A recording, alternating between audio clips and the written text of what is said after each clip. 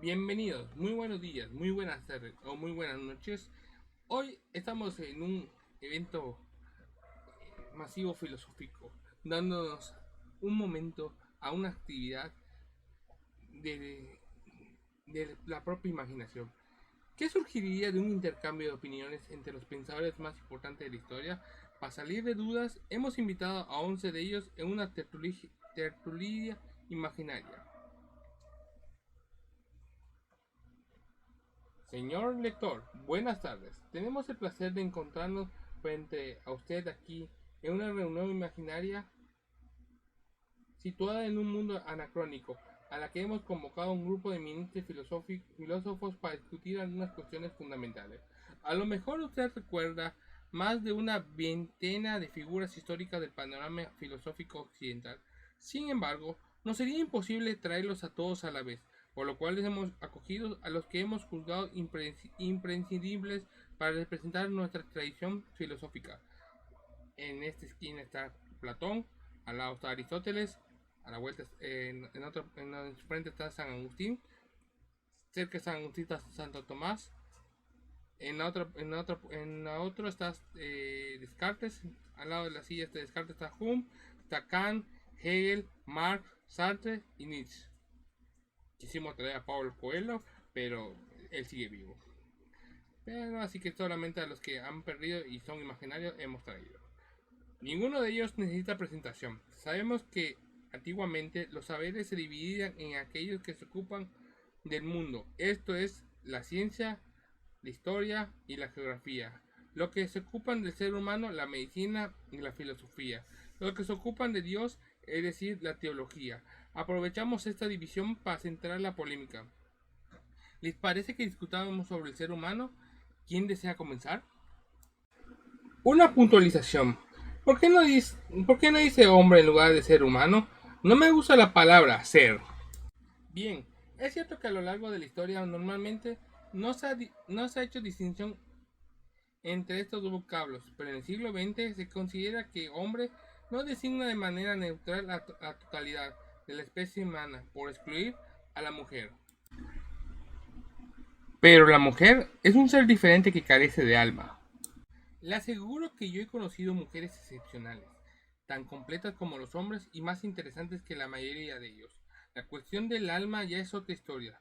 No digo que yo en su tiempo, maestro, en pleno auge de Atenas clásica, cuando floreció esa civilización de sabios magníficos, la noción del alma no fuera un modo de hacer referencia a la excelencia del ser humano. Sin embargo, más tarde este concepto fue contaminándose con el cristianismo, y así los seres inferiores, los débiles, lo han manipulado para justificar su existencia y su poder.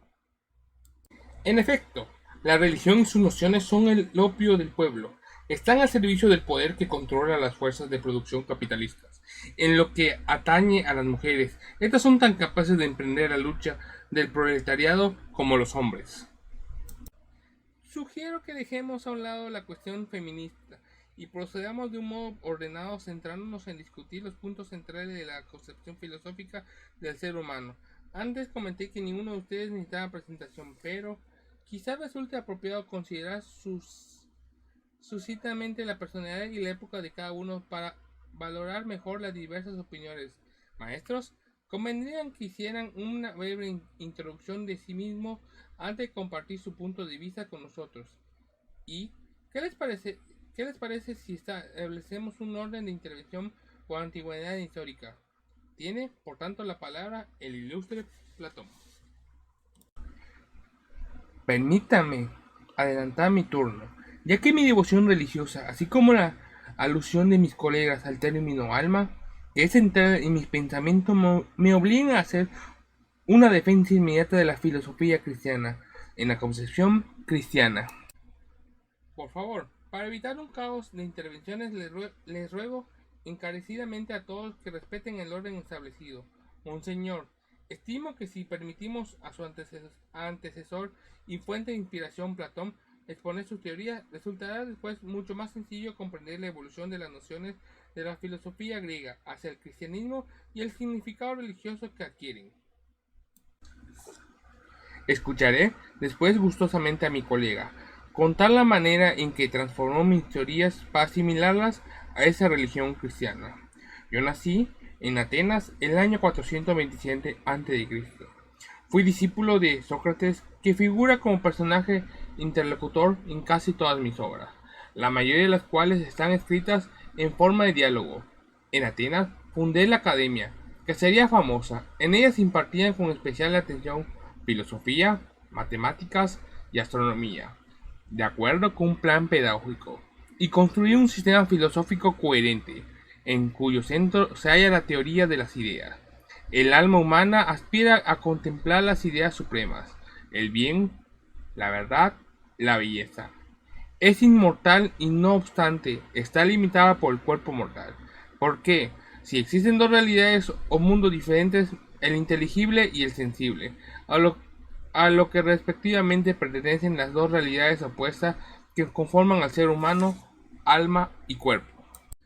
Quizás Aristóteles quiere intervenir ahora acerca de la distinción entre el alma y cuerpo. En relación con este tema, me alejé de las enseñanzas que había recibido de mi maestro Platón, pues esta gira, ciudad de la Tracia, me vio nacer en el 384 a.C., pero a los 18 años marché a Atenas para ingresar en la academia, donde permanecí nada menos que 20 hasta el fallecimiento de Platón, cuando éste contaba la edad de 80. Inicié entonces un periodo de maduración intelectual. Comencé a elaborar mi propia filosofía a través de numerosos tratados sobre metafísica, lógica, naturaleza, biología, ética y política. Así, en el año 335 a.C., regresé a Atenas y fundé mi escuela, el Liceo. Pero mi segundo periodo en esta polis concluirá también con otra muerte, la de Alejandro Magno, del que fui su educador, y la mía me sobrevendría el año siguiente. En tiempo de Licio, la enseñanza y la investigación constituían mis principales ocupaciones. Realizaban entonces la actividad que considero más propia y natural del hombre, la actividad intelectual o contemplativa. A través de ella es posible alcanzar la forma más perfecta de la felicidad. La felicidad es aquello a lo que todo hombre tiende y desea, pero conseguirá depende de desarrollar el razonamiento y las virtudes morales, prudencia, fortaleza y templanza. Perdóneme por interrumpir, pero ¿no me parecía ciertamente prudente dejar que nuestro lector concluyera que el fin de la moral es la felicidad? La moral es obra del deber por el deber, sin pensar en otra recompensa que la satisfacción de lo cumplido. No quisiera que mis doctrinas se entendieran de forma inamovible. La filosofía griega nunca afirmó que existiera una única verdad, pero me estaba apartando del punto que se me ofrecía tratar, cuerpo y alma. En mi concepción, ambos aspectos del ser humano no están unidos accidental o forzadamente. Por el contrario, existe una unión natural y esencial entre los dos. El hombre es un ser unitario compacto. El alma, por consiguiente, es el principal vital y no de otro mundo. Es a causa de este modo de comprender el ser humano que me han clasificado como materialista. ¿Qué distinto es este materialismo del moderno? Con el tiempo, cualquier filósofo que considere la existencia del alma jamás podrá ser utilizado de material. Por fin llega el turno, monseñor, para exponer su pensamiento. Empezaré por mi vida en Numidia. Fue mi cuna en el año 354. Fui educado por mi madre en el cristianismo, pero lo abandoné en mi juventud, cuando enseñaba retórica en Cartago, y no regresé a él hasta el 386. 2 años más tarde volví a África y fui obispo de Hipona, muriendo en esta ciudad mientras los vándalos la sitiaban, en una época en el que Imperio Romano caía ya, Roma se destruía definitivamente. Dejé una obra ingente en la que no trazó una línea de separación entre las emociones de razón y la fe en la búsqueda de la verdad, que está en Dios. ¿Por qué? En un comienzo la razón ayuda al hombre y a alcanzar la fe. Después, la fe orienta e ilumina la razón. Y, ulteriormente, la razón es la estructura del contenido de la fe. Este confuso intercambio entre la razón y fe solo puede explicarse haciéndose referencia a su época. El cristianismo pudo triunfar en el Imperio Romano, gracias a que un puñado de cristianos cultos, la mayoría de los cristianos eran unos infelices, procedentes de capas bajas de la sociedad. Se interesó por estar a la altura de los filósofos y modeló su religión con las categorías filosóficas del platonismo. San Agustín representa la culminación de esta síntesis desafortunada, sin la cual el mundo occidental no se habría cristianizado y hubiera sido más libre. Estimado colega, acepto sus desdenes religiosos, porque comprendo que se encuentra perdido como yo lo estuve ante el abrazar definitivo la fe. Por favor, señor Curilla, no me ofenda, yo no me he extraviado. He remontado al hombre que había en mí para alcanzar el estadio de superhombre, situándome por encima de los convencionales sociales. No obstante, comprendo que esto es demasiado complicado de entender para una inteligencia medieval. La inteligencia no sabe de épocas, señor mío, sino de grados, y ese superhombre suyo me parece más un producto del desvarío. Compórtense, señores, recuerden el respeto a las ideas del otro que predica la filosofía, pues es imprescindible para la búsqueda del conocimiento verdadero. Que no se logra sin la fe.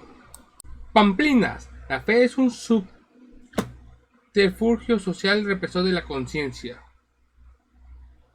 La fe le sirve al hombre para guiar sus pasos en libertad, hacia el momento en que su alma se ilumina y puede alcanzar las ideas que están en Dios. Y es que en este estado de iluminación, cuando el hombre consigue conocer la verdad y la felicidad, la autenticidad, verdad, que se deduce de todo lo que se ha dicho es que efectivamente se expresa usted como un iluminado, teniendo un Dios en la retaguardia.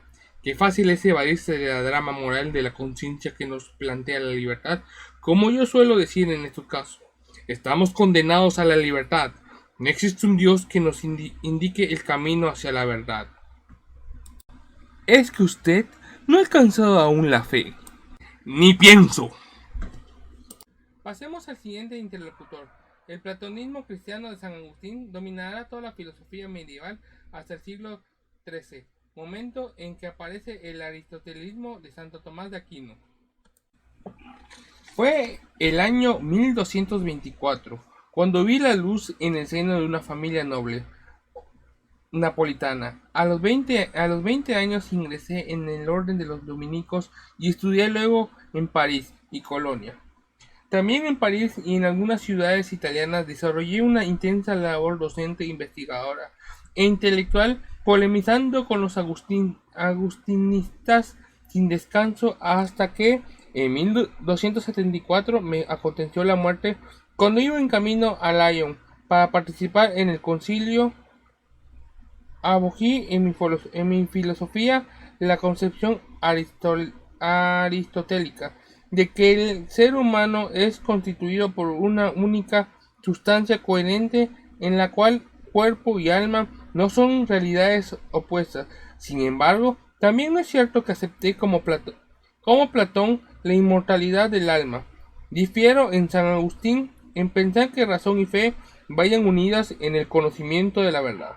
Son vías distintas de conocimiento, aunque la verdad se encuentra en los contenidos de la fe, porque la razón está limitada por los sentidos. Esto de que la razón está limitada por los sentidos es lo primero sensato que he escuchado hasta ahora. Por alusiones, quisiera insistir en qué razón y fe. Pues pongamos su intervención, monseñor, porque tocando este asunto, creo que es justo que utilice su turno el filósofo de la razón de la excelencia, Descartes. Un momento. ¿Es que yo no traté también exhaustivamente el tema de la razón? ¿No les parece a usted significativo que mis obras fundamentales se titule Crítica de la razón pura y Crítica de la razón práctica? Querido colega, yo creo que nuestra moderadora solo intentaba recalcar la evolución histórica que siguió la filosofía, la cual con Descartes tomó ese sesgo denominado racionalista, aunque en adelante otros filósofos como nosotros retomáramos el tema de la razón, no hay duda de que nuestro antecesor le concedió a esta por primera y todo el protagonismo, independizándola además de la fe a la que estuvo unida durante la Edad Media, con la que se inaugura la filosofía moderna. Gracias por estas aclaraciones. Nací en 1596, hijo de una familia noble al igual que Santo Tomás, cuya moderada fortuna me permitió dedicar mi vida al estudio tanto de la filosofía como de la ciencia, entonces tan de moda. Discúlpenme, pero yo supongo que huelga mencionar el asunto de la alcurnia. Si los que estamos aquí nos dedicamos en su día a la filosofía, fue porque pertenecíamos a la aristocracia. No, necesariamente todos nosotros a partir del siglo XV se fue asentando una nueva clase social, ni noble ni pobre, sin linaje pero con dinero, que permitió el estudio a muchos a los que de otra forma hubieran estado vedados, como fue mi caso. Además, el invento de la imprenta había conseguido aumentar enormemente la difusión del saber. Yo mencioné en mi cuna por qué Kant me había puesto al corriente sobre el auge de la burguesía antes de comenzar la reunión.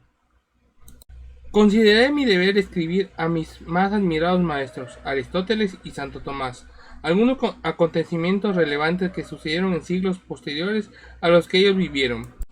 Sin embargo, de la revolución feminista yo no estaba enterado, ya que también fue posterior al tiempo de Kant.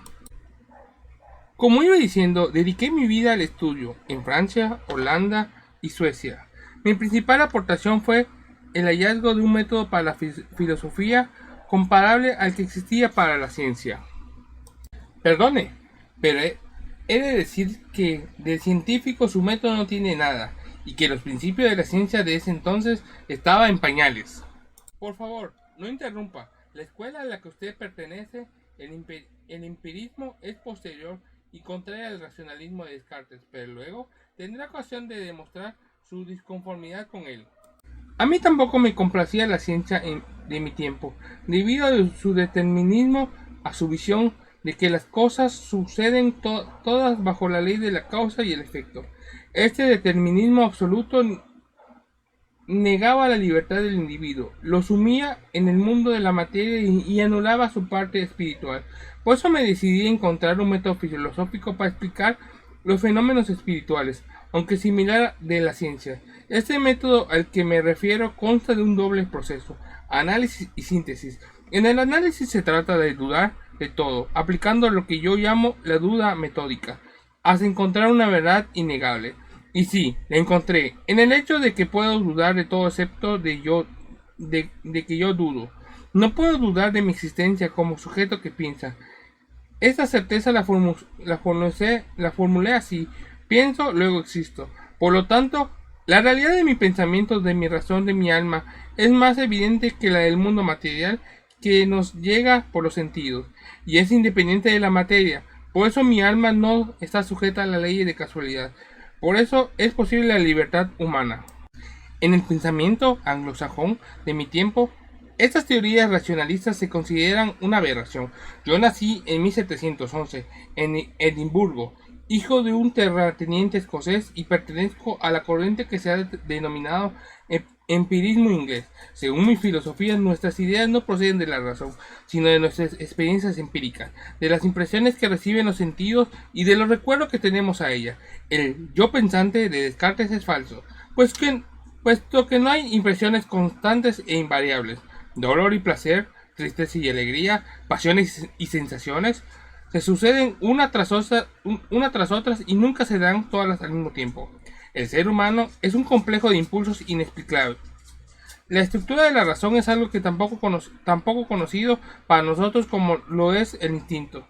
Me declaro escéptico sobre esos conceptos del alma, libertad, espíritu, Dios, pues surgen de los sentimientos y son la ignorancia y el miedo a lo desconocido los que alimentan la idea de que existen. La creencia religiosa no son más que sueños de hombres enfermos.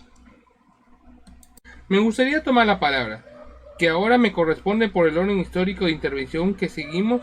Fui un hombre profundamente religioso, soltero, metódico y sobrio de costumbres. Tan solo una vez salí brevemente del Königsberg, la ciudad en la que había nacido en 1722, y no fue lejos. Mi vida, es cierto, no tuvo nada extraordinario ni excitante, aparte de la satisfacción que sentí por mis logros en filosofía.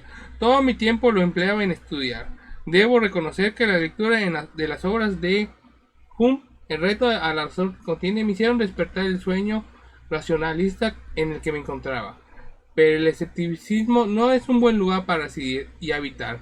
Ideé, por tanto, una síntesis entre racionalismo y empirismo, y discutir las cuestiones que interesaban a ambas posiciones. Encontré que la idea sobre el mundo procede tanto de las impresiones sensibles como de la razón, la cual ordena los contenidos de esa experiencia. No obstante, existe otro tipo de ideas provenientes solo de la razón, como son las nociones de la libertad, alma o Dios. Aunque estas cosas no se pueden realmente conocer, la razón necesita suponer su existencia para explicar a su vez la existencia de la conciencia moral, que es lo esencial del ser humano. Mejor dicho, es su calvario. Manifestación de Dios en nosotros. Eso es lo que es. No, señores, la conciencia moral es producto de la voluntad autónoma, libre de prejuicios, y es aquello que engrandece al hombre. Demos ocasión al profesor Hegel de intervenir.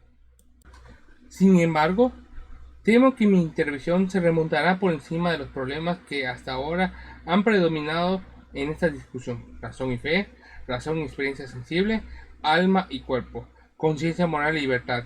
Para mí no es relevante tratar un problema aisladamente, porque considero que el objetivo de la filosofía es construir un sistema que interprete de manera absoluta la realidad en su conjunto. Pero la época en que viví imprimió en mí esta creencia. Nacido en Stuttgart en 1770, fui enormemente viajero. A diferencia de mi colega Kant, impartí clases en varias universidades alemanas. Me interesaban los acontecimientos culturales y políticos de todas partes. Fui un apasionado de la Revolución Francesa, la cual consideré como un episodio significativo de un proceso histórico global. Proceso que sigue un desarrollo irracional regido por el sujeto de la historia, el espíritu absoluto, y que conduce hacia la libertad. El culmen de tal proceso es el Estado, el cual supone por consiguiente la expresión definitiva del espíritu. El ser humano participa del espíritu a través de su razón. Me parece haber escuchado de la nueva voz del racionalismo. Perdóneme, profesor Hegel, pero he deducido que la lectura de sus obras que, según usted, el espíritu determina el orden social y político en cada momento histórico y permite la realización plena del ser humano en dicho orden. Ahora bien, la existencia del proletariado contradice esta idea, ya que el destino de un obrero no es la realización de su potencialidad humana, sino de la enajenación y alienación de estas. En el estado de la libertad de la que usted hablaba, se convierte en esclavitud. Ese espíritu al que se refiere es ficticio. Para comprender cómo funciona una estructura política hay que estudiar sus condiciones materialistas. Solo así podrá abrirse paso a la igualdad e instaurarse la verdadera libertad, donde cada uno es dueño de sí mismo, esto es, de su fuerza de trabajo. Aprovechando la oportunidad de su comentario, le ruego que se presente antes de continuar. A partir de ahora, le ruego brevedad porque vamos mal de tiempo. Acortaré el complicado relato que exigiría presentar todas mis andanzas, mencionado tan solo que nací en Traveris, 1818, en una familia burguesa acomodada, y viví en Bonn, Berlín, París, Bruselas, Viena y Londres. Fui periodista, político y escritor. Considero que la verdadera esencia del ser humano, a pesar de lo que aquí se ha dicho, es la capacidad que procede de producir mediante el trabajo su medio de vida dentro de un conjunto de relaciones sociales. El ser humano es, además, el sujeto de la historia, pues es un proceso material y no espiritual que elabora. Ni un espíritu ni Dios alguno rige la historia, sino nosotros mismos, al ir superando las contradicciones y conflictos sociales que surgen de cada tramo. Afortunadamente, ya en la filosofía contemporánea de Marx, cabe decir Dios ha muerto. Sin embargo, es mía la frase. Paradójicamente, mi padre y mis abuelos fueron pastores protestantes. Yo, un gran ateo, soy germano, nacido en Rockham, Virginia, en 1844, aunque cambié mi nacionalidad por la Suiza cuando fui nombrado contando 24 años, y antes de publicar un solo libro, catedrático extraordinario en la Universidad de Basilea. En 1874 sería elegido además decano, pero ese mismo año empezarían también mis problemas de salud, terribles dolores de cabeza y ojos que con el tiempo derivarían en locura. Por lo pronto, en 1879 tuve que abandonar la docencia y escribí convaleciente mis mejores obras, retirado en las ciudades francesas e italianas, pero ahora quisiera hablarles de mi concepto de superhombre, aunque por boca del Zaratustra, que cree que una de mis obras, Así hablo Zaratustra, este profeta expone tres metamorfosis del espíritu, como el espíritu se convierte en camello, como el camello se convierte en león, y como el león se convierte en niño. El camello simboliza a las personas que se contentan con obedecer ciegamente. Solo tienen que arrodillarse y recibir la carga, soportar las obligaciones sociales, o obedecer sin más a los valores tradicionales que se presentan como creencias. El camello que quiere ser más se transforma en león, es decir, en el gran negador. El gran negador simboliza al que rechaza los valores impuestos, pero también el león tiene necesidad de transformarse en niño para poder vivir libremente de prejuicios y crear una nueva tabla de valores al servicio de los instintos vitales del hombre y de la vida misma.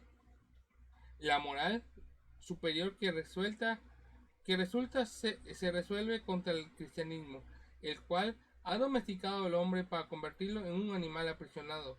El hombre superior, el que sucede esta moral, niega la existencia de dioses por encima de él y se afirma en la vida sin necesidad de utilizar subterfugio para dominar la imagen trágica del mundo.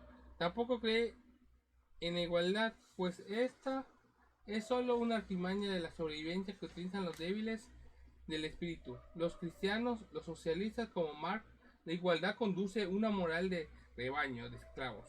El hombre superior, si la jerarquía desconfía de todo lo que se ve en el rebaño social y también de los doctos que odian la vida. El superhombre, en cambio, experimenta el hecho de vivir cada día con más fuerza y amor hacia la vida sin necesidad de consolidar para ello el estado del que nos habla el profesor Hegel. Su turno, señor Sartre. Siento decirle que ya no tenemos mucho tiempo. Bien, me gustaría presentar mis ideas en relación a otras que han expuesto mis colegas. Me entienden por uno de los principales filósofos denominados existencialistas. En efecto, a diferencia de Hegel, considero que lo verdadero no es un todo, como el espíritu o el estado, sino la realidad individual, la existencia particular de las personas. Ahora bien, la existencia de la que hablo tampoco es la de un yo pensante, como el Descartes, sino la de un yo concreto y mundano. Por tanto, la estructura de dicho yo no se funda en la razón, sino en la libertad. El ser humano es esencial libertad y se encuentra completamente indeterminado en el mundo, sin meta ni valores prefijados. Pero la persona cuya libertad no depende de ningún dios aspira a ser un dios sin posibilidad de llegar al serlo. Y esa es la pasión frustrada de la libertad. Por eso somos una pasión inútil, incapaz de alcanzar el grado del superhombre que Nietzsche proponía. Algunos como Hitler creyeron en cambio que esa posibilidad, pero supongo que Nietzsche ignoraba la consecuencia que podían tener sus ideas en una mente megalómana y criminal como la del Führer. Se apoyó en ellas para hacer una guerra mundial la más cruel de toda la historia. Señor Sartre, usted murió en 1980, así que ya sabrá que pocos años antes, durante el mayo del 68 francés del anarquismo, abanderó la figura de Nietzsche. Las interpretaciones que se han hecho de su filosofía son múltiples y a veces opuestas.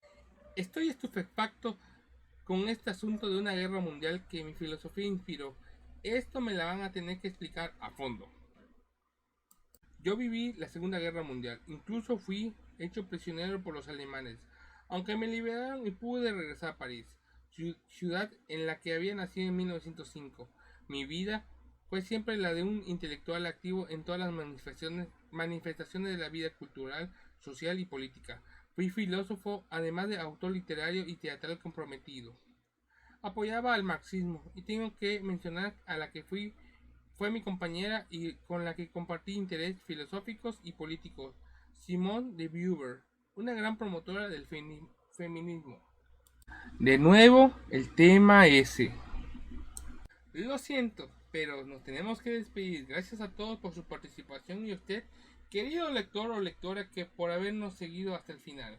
Dámosles las gracias y aplaudiendo a todos los filósofos que están aquí presentes y a usted por estar siempre detrás de la pantalla. Nos vemos hasta la próxima emisión con otros más filósofos o pensadores.